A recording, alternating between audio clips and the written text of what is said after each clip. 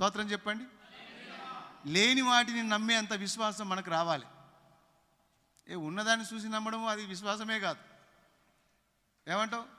లేని దానిని ఉన్నట్టుగా మనము విశ్వసించినప్పుడే అద్భుతాలు జరుగుతాయి. హల్లెలూయా. ఆత్మీయ తండ్రి, ఆత్మీయులకు తండ్రి, విశ్వాసులకు తండ్రి అయిన అబ్రహాం ఏం చేశాడంట?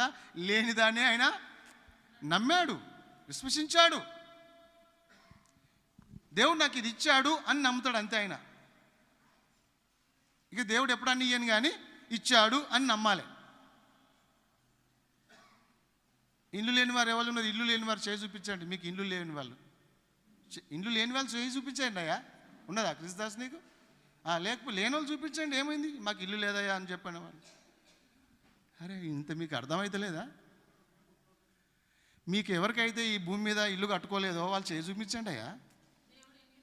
అరే ఏమయ్యా డేవిడ్ అట్లా?